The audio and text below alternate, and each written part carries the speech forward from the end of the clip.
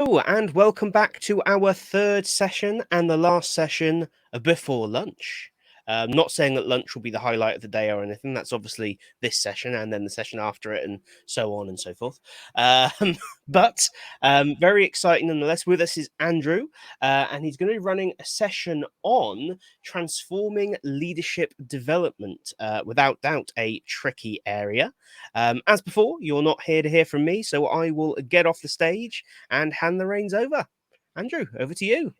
Cheers, Tom. Thanks, and hi everyone. It's great to be here. And yeah, as Tom says, I've tried to give this a bit of a fancy name of accelerating leadership transformation. But in essence, I'm just here today to share some knowledge, tips, kind of tools, and experience around how at EDF we managed to engage nearly 1,000 individuals with their leadership development.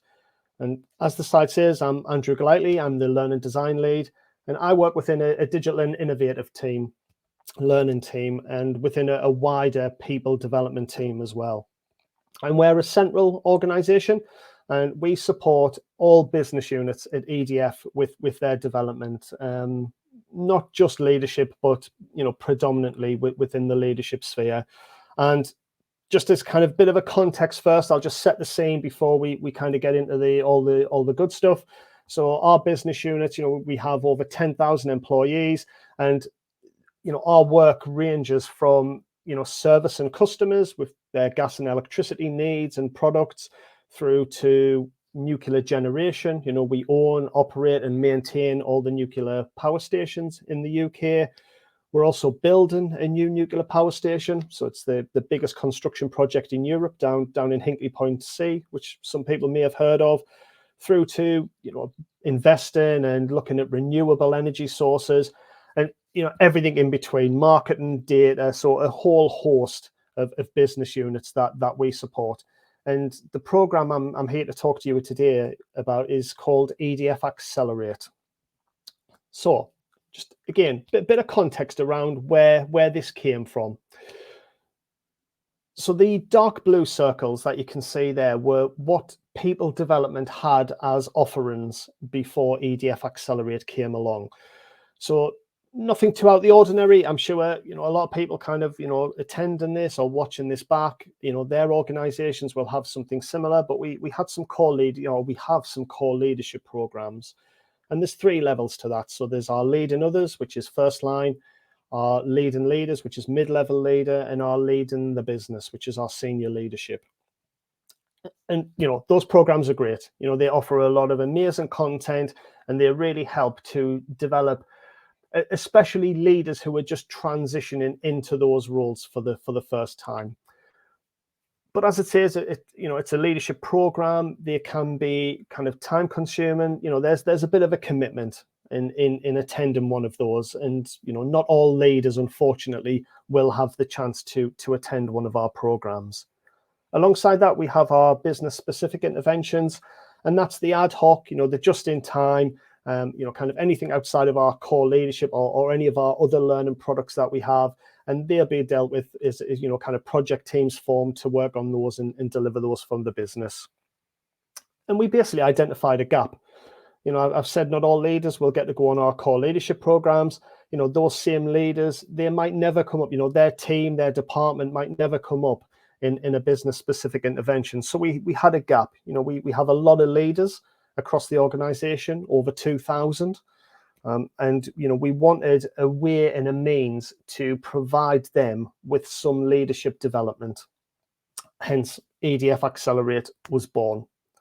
So where did we start? So the way we start a lot of our kind of products and projects and learning interventions at EDF, we look at data. So we pride ourselves on being data driven and being informed by the right data. So these are just a few of the ways in which we did this, and I'll kind of talk through and give some kind of insights into each one. So the first is our target audience. So who were we? Who was this learning? Who was this development program aimed at? And it would be quite easy to say, well, it's just for leaders, and I'm sure a lot of people kind of watching and, watching this will have, their business will have a HR system that will have, it probably is a tick in the box next to somebody who has got direct reports. So, we could have easily kind of looked at that and said, yeah, that's our population. If you've got people underneath you, that you're leading, there we go, you're a leader. But we wanted to dig a bit deeper, and we wanted to do a bit more. And I mentioned our Hinkley Point C and building a new nuclear power station, which is a huge undertaking, and a really key population that we have working on that project are our project managers.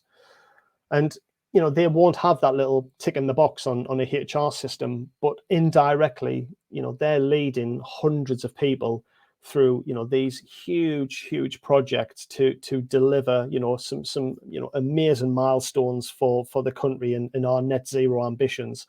So we wanted to kind of change the scope slightly to include our project manager audience as well. Likewise, thinking ahead to the future, we've got people in the organization who are actively working towards becoming a leader in their own right. So again, we when we commed and marketed this, which I'll discuss a bit later, we wanted to include kind of anybody who, was aspiring to be a leader. This program could be really helpful in that journey for you. So data analysis, we used our data and reporting teams. I mentioned our leadership programs. We evaluate all of those programs. We evaluate all of our learning interventions. And that gave us just, a really rich source of data. And we even, added a question in there for our leading others, which is our largest leadership population and, the largest program. We had a question in there around, what development would you like to see, going forward and thinking of the future, thinking of, where your business is and where your business is going, what development do you want and need? So yeah, all of that, we kind of crunched all those numbers, and that gave us some really rich data on what our leaders want, how they want it delivered, what their thoughts are on kind of L&D within EDF, and yeah, allowed us to then design our program based on their needs specifically. We also looked at emerging trends. So, all of that previous stuff is great, but that's a very internal lens. So we wanted to look external as well. We use, within people development, we use a lot of providers to deliver our learning content. So we reached out to them, and they're working with a lot of other companies, and obviously need to be careful of confidentiality and NDAs and things like that. But, we opened up conversations with them just to see, what are other organizations similar to ours who, provide services or, construction or, kind of, engineering kind of backgrounds. What are they looking for their leadership populations in 2022? This was and beyond. And we also, looked at the external marketplace, attending events, having a look at, McKinsey reports and, what future trends of L&D, and just having a look at the market, as a utility company. I'm sure it's no surprise to anyone, but, trying to keep ahead of things, like the energy crisis that we're kind of, hopefully starting to come out of this year, trying to keep up to date with things like that, and then kind of incorporating that in with our leadership and our other training programs is vital. And content delivery. So from the data, it was clear, our leaders wanted bite-sized delivery, and they really liked the virtual delivery method. And that's what we did with EDF Accelerate. So we kept the sessions bite-sized, and it was all virtual with recordings as well, so people could access the content when it was suitable for them. And lastly, and perhaps most importantly, what are our business needs? So every year, our learning partners work very closely with senior and key stakeholders within those business units, and we identify what it is that business needs to be delivered for that year, throughout that year. What needs to be delivered, who it needs to be delivered to, and when does it need to be delivered?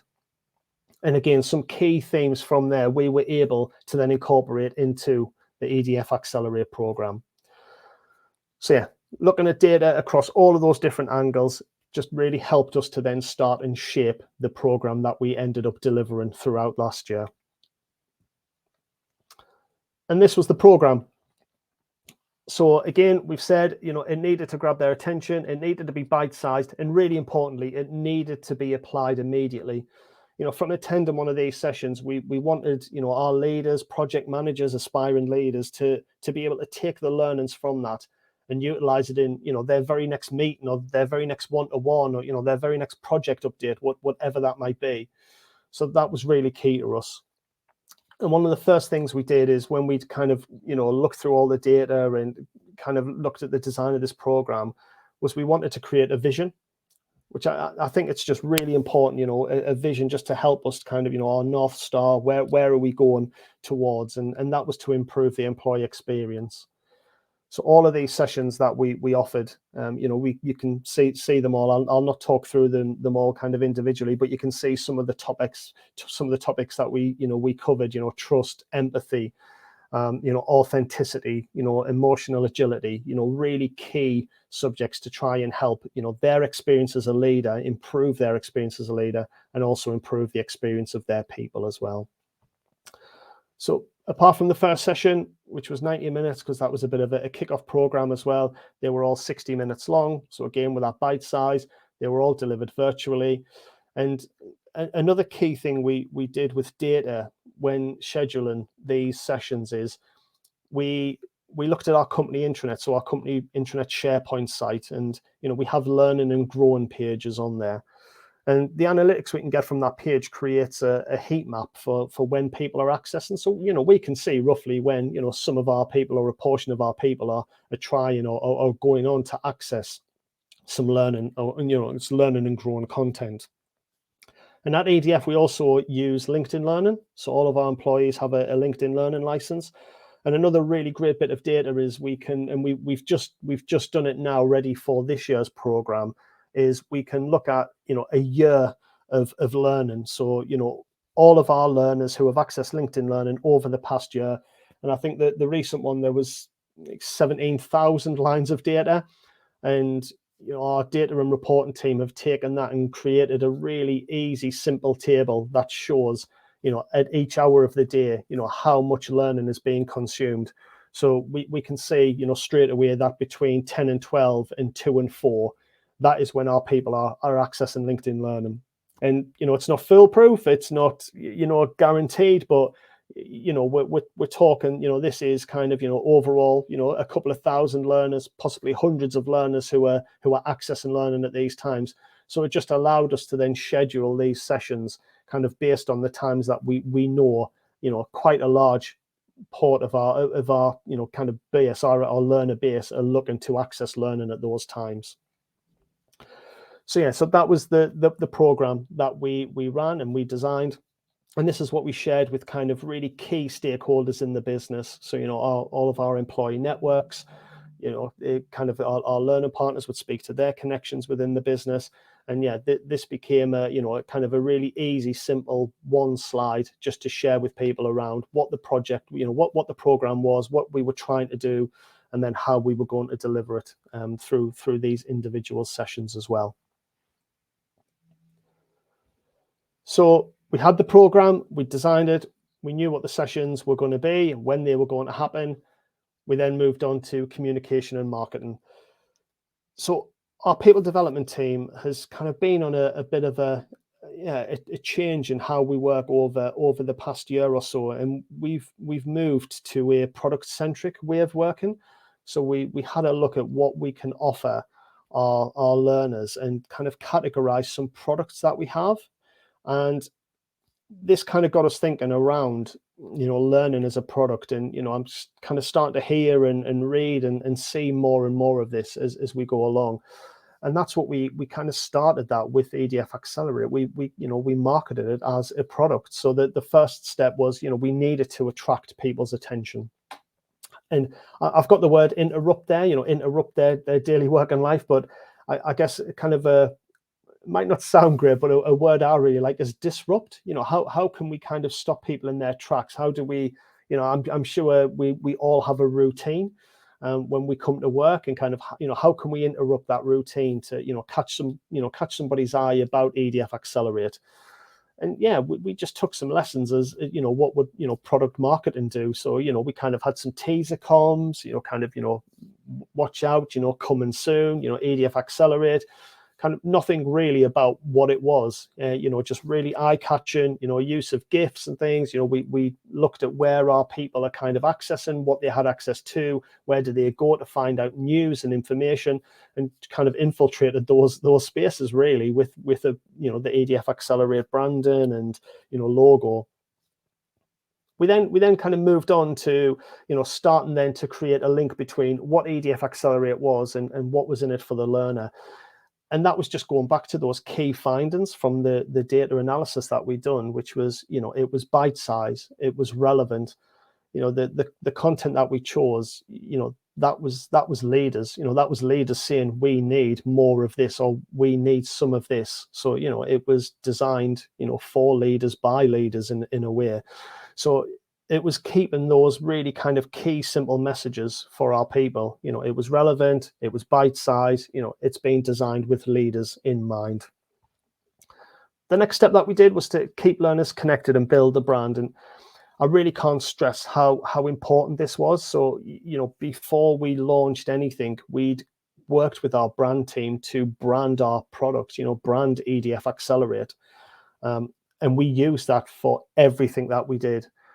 And, you know, I've got a lot of experience. You know, I've worked at EDF for longer than I really want to share in a public space.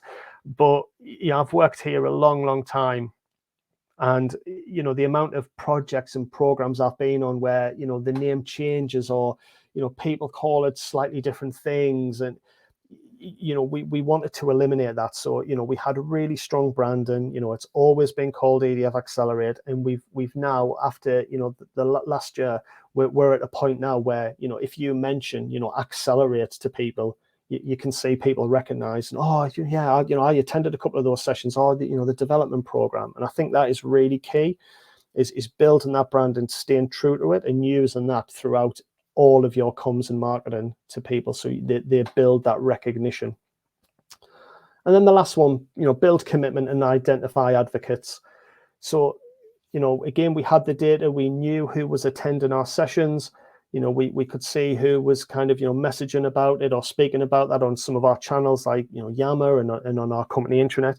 And it's just about, you know, in the best possible way, using those people. So, you know, we've had some of our advocates, you know, create videos, just kind of expressing their thoughts and Accelerate what they've got out of it. And then we're using those videos now to, you know, market, you know, this year's program as well. And I think, you know, each of those advocates will, you know, they'll have their own network, you know, they'll have their own teams, their own departments.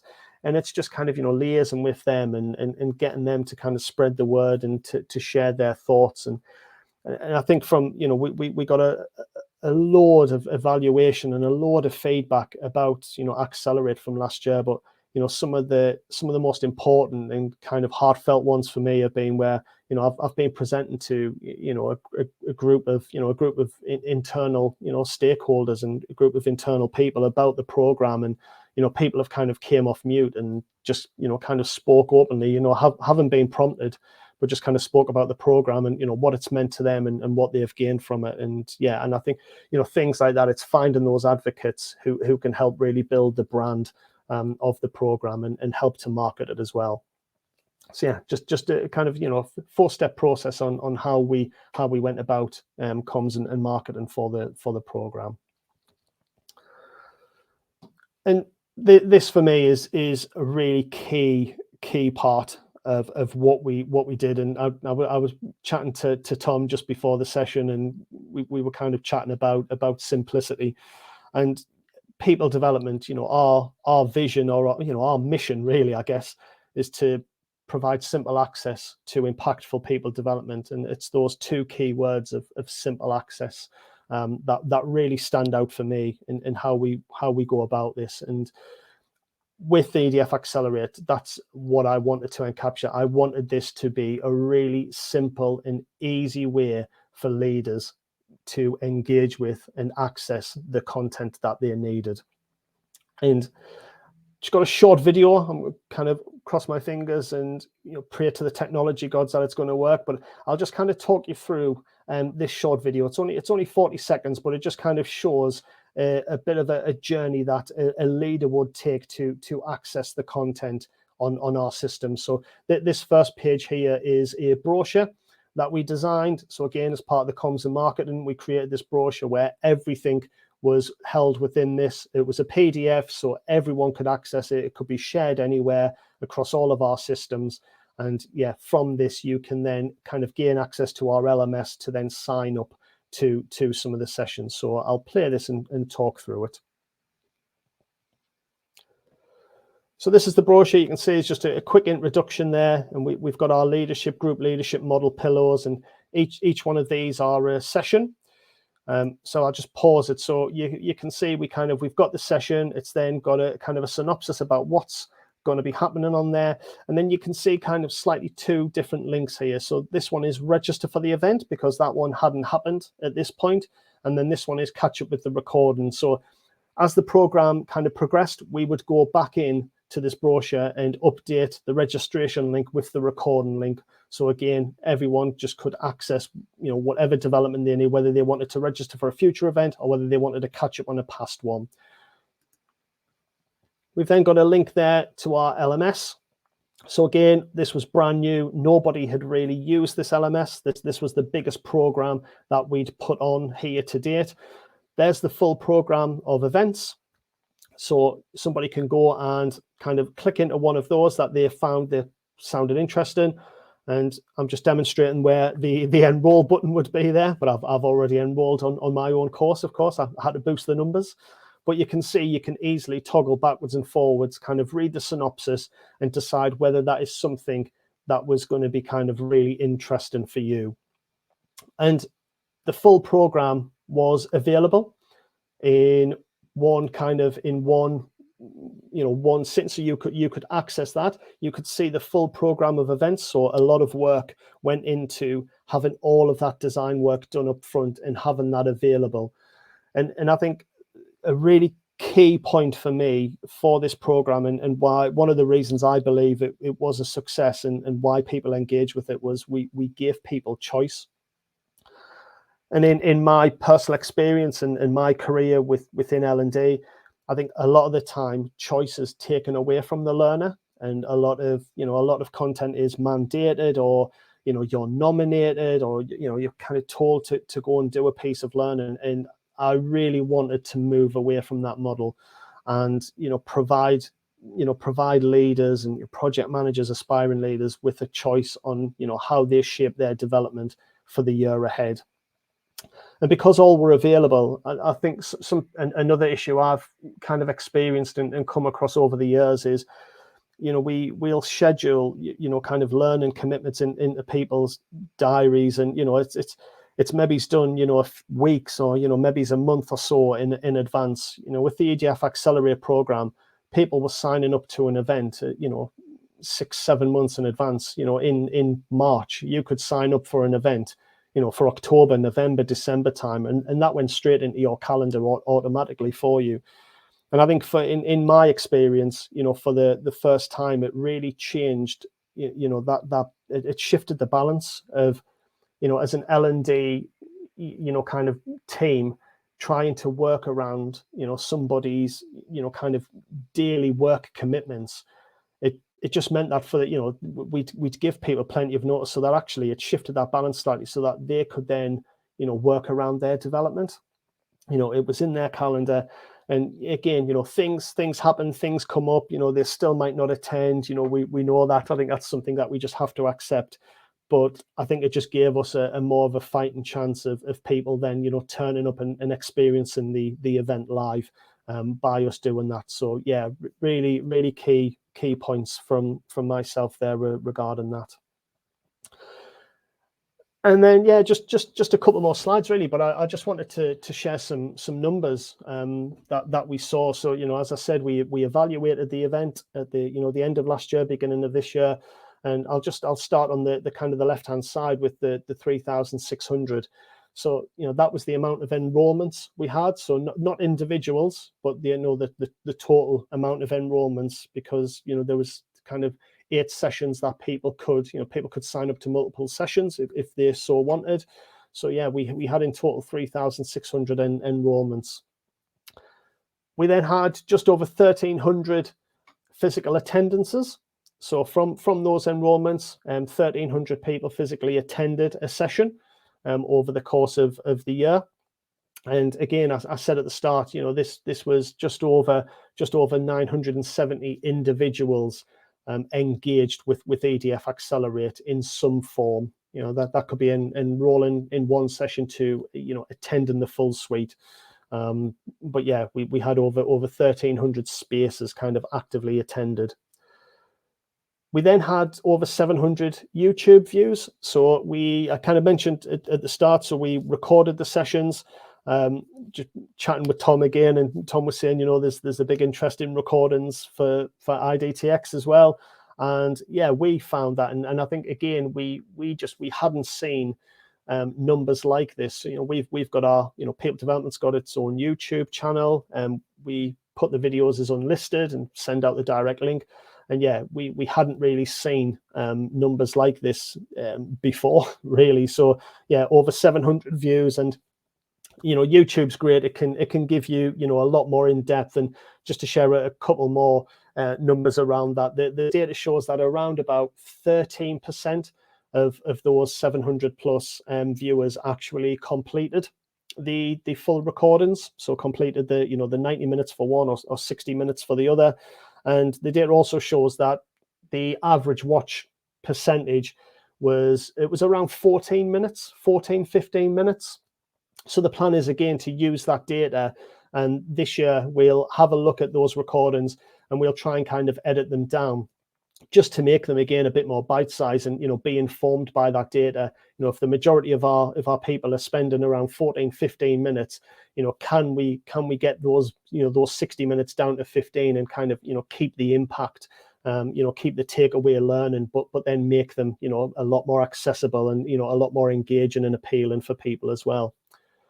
And the last two, so the 56 and 86, they're metrics that we measure in people development. So the plus 56 is a net promoter score that we use, and we had over 300 evaluations for the program throughout the year. So again, a lot of data. So plus 56 was our NPS, and 86 is our satisfaction score. So we ask the learners, how satisfied were you with the session that you attended, and 86%. Was the overall satisfaction score, which I was really pleased with. People obviously enjoyed engaging and taking part and learning from these events. And the last one, I think I've spoke a lot about volume. This program was all about volume, and I think it's hard when dealing with those such large figures to try and kind of really get into impact or ROI. So what I wanted to do is I wanted to try and kind of put a value figure on that, and that £8.14 is the cost per learner per hour. So that's how much it cost us for somebody to attend a 1 hour session through EDF Accelerate. And again, I think that's just a figure I've started to see more and more when I've been speaking to kind of providers and content providers in particular. So yeah, that was just a one for us, really, just to kind of see, has the program delivered some value for the cost that we've spent. And lastly, just a summary of some of the real, I guess, key takeaways that are found for this program and how to engage learners with their development. So use the right data to inform your decisions. So I'm sure everyone watching this will have a lot of data at their fingertips, but kind of picking out the right data to use and then using that to really inform and help with the design of your program as well. And again, I guess the next one leading on from that is understand your audience and design with their needs in mind. I mean, another thing, with EDF, because we're such a large organization, we have 3 different IT networks. From doing the data piece and understanding our audience, we realize that not everyone's experience of Microsoft Teams, which is our kind of our preferred and our ingrained platform, not everyone's experience was the same. So, people joining from a certain network could only see the speaker. They couldn't really interact with the chat. Polls didn't work. So again, all of that helped us to then choose, a different platform that would allow everyone to have the same experience. So again, just design with their needs in mind, make it relevant to your audience. We touched on market learning as a product. So, some simple things there. Branding was a really key one. And I think branding and giving it a name, ours, EDF Accelerate, obviously, just really helps when you're having those conversations with the business and just kind of, really repeating that, the repetition of that so it sticks. And, now people do, when they hear Accelerate, they know what we're talking about. They know about this program. Key thing that I highlighted as well is, provide learners with a choice. Yeah, I really, for me, I really can't, kind of oversell how important this is. It's, again, I think, empowering somebody to say, these are, this is what's on offer. Think about yourself, think about your needs, what do you want, and go in and build up, your learning journey that you need throughout this year. And again, we might have been in a nicer position where we said from the start this was voluntary. It wasn't going to be mandated. Sometimes that isn't the case, and sometimes training is mandated. But then what can we do? What can we do to make it a bit more relevant and a bit more bespoke? What can we do to provide the learner with just that that little bit of choice to help? And for me, it really did help them to engage with the program. And lastly, keep things simple and easy to use. And that was an absolute mantra for me when designing this product and how how our leaders would interact with it. And we'd had a new LMS, and I think it's just it kept going back to how can we remove a click? How can we get rid of a scroll? What is the simplest and easiest path with the least resistance that we can give to people, so they can just go ahead and get to what they need as quickly as possible. So yeah, hopefully just some kind of 5 key things on the summary, and hopefully I've shared some really useful and practical kind of hints, tips, and knowledge for what worked for us at EDF, and hopefully these things can work with anyone who's watching as well. So thank you. Brilliant. Thank you so much, Andrew. That was really interesting to get a bit of an insight into something that's quite different, I think, to most kind of rollouts that we tend to see or be involved in.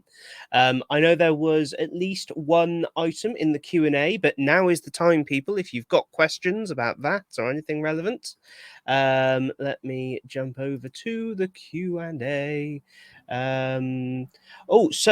Phil has asked some interesting data points. Did you manage to link it back to any business metrics, as that is always a challenge? For example, when seniors see £8 cost, their gut reaction is often, how do you reduce that?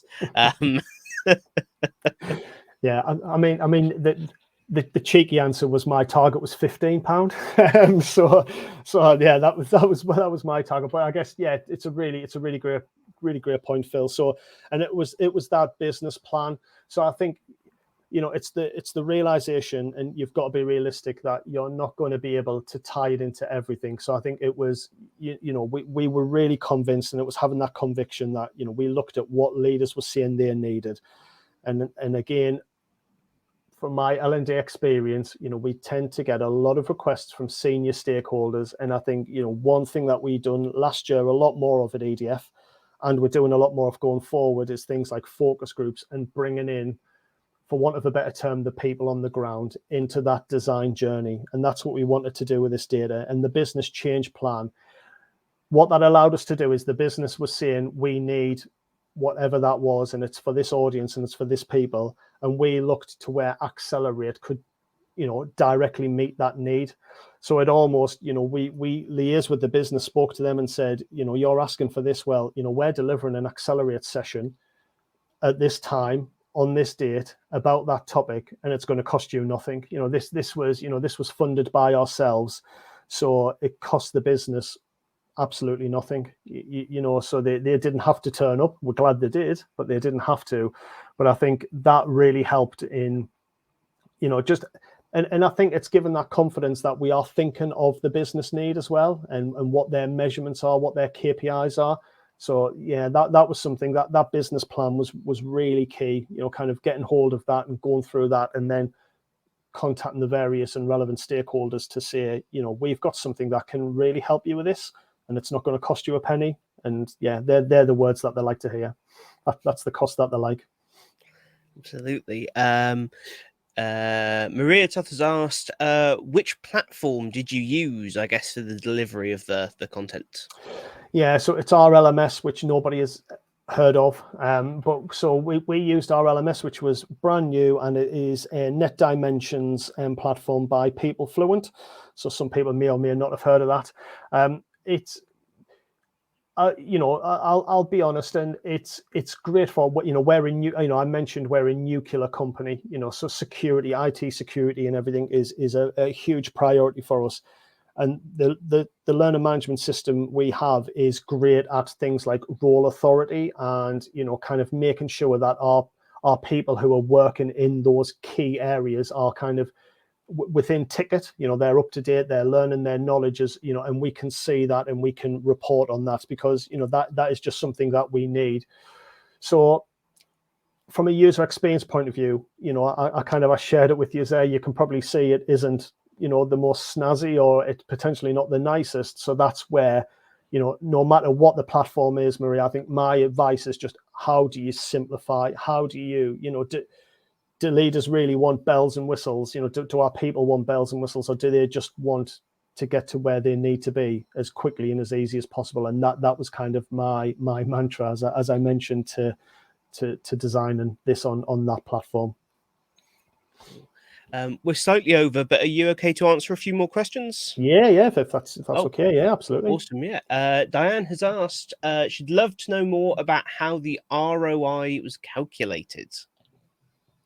So yeah, so I guess the ROI for me was the value, so the kind of the cost per learner. Again, I kind of mentioned, I think ROI, it's just hard with this volume, you know, with this amount of volume and this amount of people who we wanted to reach. Our ROI was just always going to be probably just you know, out of reach for us. So the cost per learner was, you know, we had, you know, a provider run these sessions for us, so they had a cost. So I had the costings for the overall program, I had the costings for each session.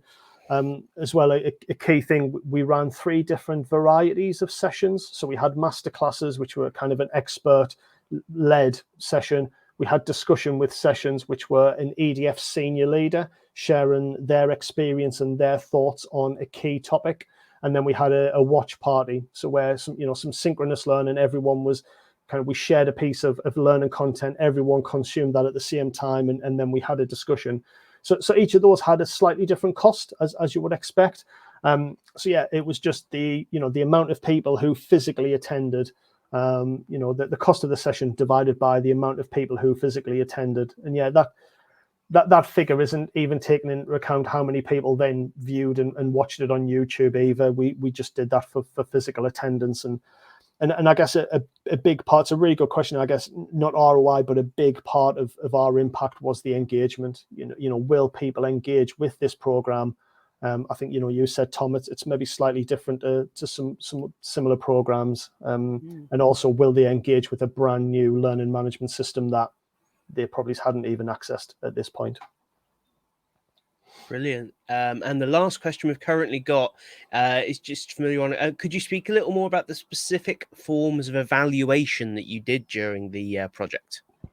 Yeah, absolutely. So we funnily enough, we did a lot of work at EDF to standardize our approach to evaluation. So even within our people development team, I think we had 5 different ways to evaluate a program. So with the incoming of the LMS, we've now standardized our level 1 evaluation, and our level 3, the observation side as well. But the level 1 is what we used for EDF Accelerate. And what we can now do is we've then, not me, the data and reporting team, the magicians, definitely not myself. They've done a lot of work around now using Tableau so we can visualize. So, we'd ask things like, an NPS score, satisfaction. We'd asked if they'd discussed their development with their line manager. How did they access, what was the accessibility like for the session, and kind of, any other comments that they wanted to add. So that's kind of, I guess, pretty standard stuff, right? That's nothing too out there. But yeah, we standardized it across all of our programs. So now, using Tableau at a glance, we can now effectively compare how our programs are performing to those metrics across the board. And it just allows us, I guess, as an additional benefit, to then highlight key areas where we might need to go in and say, actually, something's maybe's not right. How can we improve this? So we standardized it. Nothing too, as I say, too untoward or kind of extreme. But we'd standardized everything, and that's what we used. And really encouraged people to provide feedback, and then kind of get back in touch with them, to say when we'd made changes, which we did, based on their feedback as well. I think it's interesting, going back to what you kind of mentioned earlier about kind of that product-based approach. You can see a lot of that in there, rather than trying to grab all the data in the world, which perhaps we as L&D folk are a little bit guilty of sometimes. More data equals better. Really focusing on, you say, that standardization of data that allows you to paint that picture in the longer term. Because I'm guessing now that gives you a bit of a blueprint moving forwards for what to do, what not to do in future programs. Absolutely. And we're starting to then look at different things as well. We had over 300 evaluations, so we're starting to look at other programs that can then look at sentiment. So what sentiment are people kind of, when they're providing comments around our programs, or or whatever, our projects, whatever that might be, or our company-wide surveys, what sentiments are there around L&D. We're starting to do that now. But exactly right, Tom. The standardization just means we're comparing apples for apples for the first time in a long time, maybe's ever. Fantastic. Well, that is all the questions. So all that remains is for me to say thank you so much for your time and sharing all that with us, and joining us today. And thank you to everyone who has joined us for our first 3 sessions. Because things are working surprisingly smoothly so far this morning, touch wood a lot. The first 2 session recordings are already up on YouTube. So if you missed anything, or if you'd like to share them, please go ahead. And we now have our lunch break. Coming back at 1:30, we have distraction management, and that runs 1:30 to 2:30 here on the main stage. But starting at 2 and ending at 3 over on the Zoho stage, we will have Photoshop basics for learning professionals and everyone else. A fantastic session by Andrew Golightly. The link for that, as I said, is in the top of the description of that session. So please make sure you follow that link if you intend to go to that session. And if you want to come to distraction management, another fantastic session, it's here at the main stage. Until then, enjoy the break. Andrew, thank you again, and we shall see you all later on. Thanks.